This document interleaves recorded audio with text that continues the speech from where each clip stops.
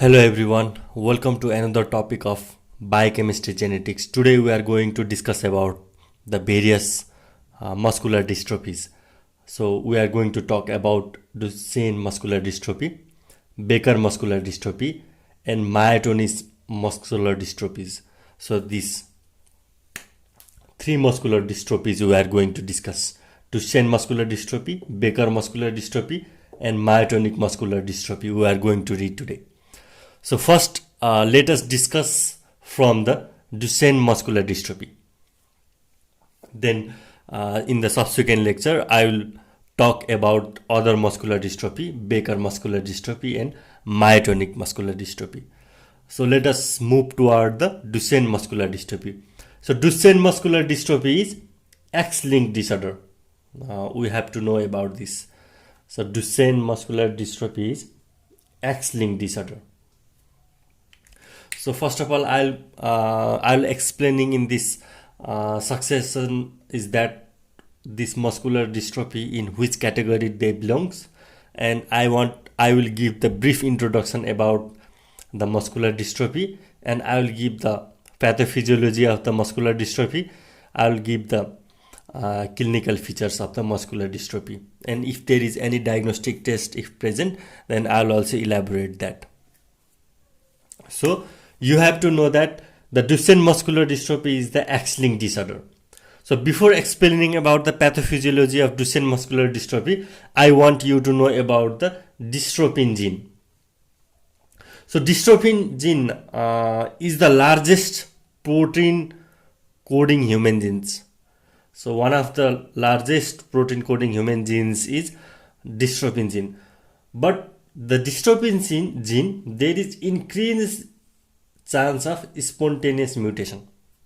So dystrophin gene is one of the genes. There is the chance of the spontaneous mutation. There is more chance of spontaneous mutation. So the main action of the dystrophin gene is to anchor the muscle fiber. Especially the dystrophin gene anchors the skeletal muscle fiber and cardiac muscle fibers. These two muscle fibers the dystrophin gene anchors. What the dystrophin gene does that the dystrophin gene helps to connect the intracellular cytoskeleton that is acting to the transmembrane protein alpha and beta dystroglycan, which are connected to the extracellular matrix. So this the main action of the dystrophin gene is this.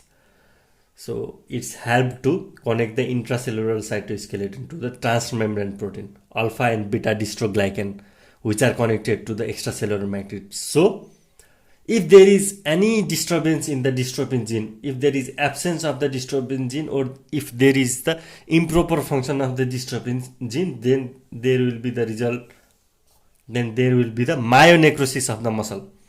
Then there will be the myonecrosis. So now, after knowing the action of the dystrophin gene, how the dystrophin gene acts, or what is the main function of the dystrophin gene, now let us move towards the pathophysiology of the Duchenne muscular dystrophy. So I have already told that there is increase in chance of spontaneous mutation in the dystrophin gene.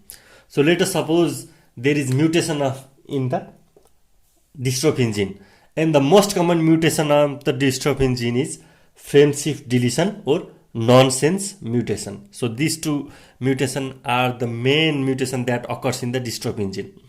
After the mutation, what happens? The dystrophin protein is absent, or truncated dystrophin gene is produced. So truncated dystrophin gene doesn't work properly, and if there is absence of the dystrophin gene, then there will be the progressive myofiber damage. So if there is progressive myofiber damage, then obviously there will be the weakness in the muscle. So what will be the pattern of the weakness in the muscle?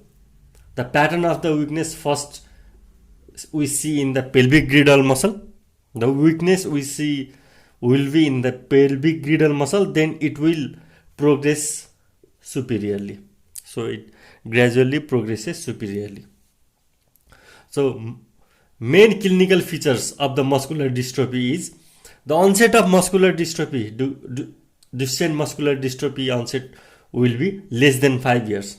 So before the age of 5 years, there will be the onset of Duchenne muscular dystrophy, and there will be the pseudo hypertrophy of the calf muscle. So the pseudo hypertrophy means there will be the fibrofatty replacement of the muscle fiber, and there will be the waddling gait. You can also see in this picture that I have shown the grower sign. You can see in this picture is that the grower sign is present. In the grower sign, what happens? The patient uses upper extremities to help stand up. It is classically seen in the Duchenne muscular dystrophy, but also it can be seen in other muscular dystrophy and inflammatory myopathies, like in poliomyelitis. You have to remember this one of the differential diagnosis. So in this picture, you can see the grower sign. So I have already told you that the Duchenne gene helps to anchor the muscle fiber not only in the skeletal muscle but also in the cardiac muscle. So at last, the death usually occurs due to the dilated cardiomyopathy. What is the how can we diagnose Duchenne muscular dystrophy then? Then there is one genetic testing. In the genetic testing, what we do that there is increase in CK and aldolase. There is increase in creatine kinase and aldolase. So that is the one of the genetic testings that confirms the diagnosis of the Duchenne muscular dystrophy. So this much for the Duchenne muscular dystrophy. Now we are going to talk about the Becker muscular dystrophy. Now moving towards the Becker muscular dystrophy, I want you to say that the Becker muscular dystrophy is actually the similar as Duchenne muscular dystrophy, but in the Becker muscular dystrophy, what happens is that the onset is usually adolescent or early childhood, and it is less severe than the Duchenne muscular dystrophy. Now, as Duchenne muscular dystrophy, the Becker muscular dystrophy is also the X-linked disorder. It is X-linked recessive disorder. The Duchenne muscular dystrophy was typically due to frame shift deletion, but in the Becker muscular dystrophy, it is due to the non-frame shift deletion in the dystrophin gene. So, after the non-frame shift deletion in the dystrophin gene, what happens? The dystrophin gene is partially functional instead of truncated. But in the Duchenne muscular dystrophy, the dystrophin gene was truncated. But in the Becker muscular dystrophy, the dystrophin gene is partially functional. So the Becker muscular dystrophy is less severe than Duchenne muscular dystrophy, and the onset is also in the adolescence or early childhood. You should know this. So now we move towards the myotonic muscular dystrophy. In the myotonic muscular dystrophy is autosomal dominant disorder. The main pathophysiology of the myotonic muscular dystrophy is that there is CTG, trinucleotide repeat expansion in DMPK gene. The DMPK gene stands for dystrophia myotonica protein kinase gene. After there is CTG, trinucleotide repeat expansion in DMPK gene, there is abnormal expression of the myotonin protein kinase, and it results in the myotonia.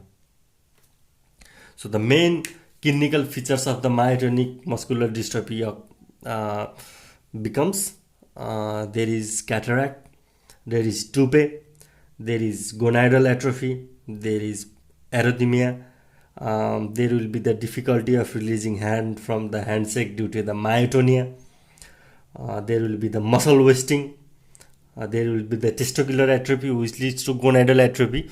So these are the main clinical features in the myotonic dystrophy. So we talked about the different muscular dystrophy, the Duchenne muscular dystrophy, Becker muscular dystrophy, and myotonic muscular dystrophy. These three muscular dystrophy you should know in detail that I have taught here, or I have given the lecture here. I hope you understood and enjoyed the video, enjoyed the lecture. Thank you.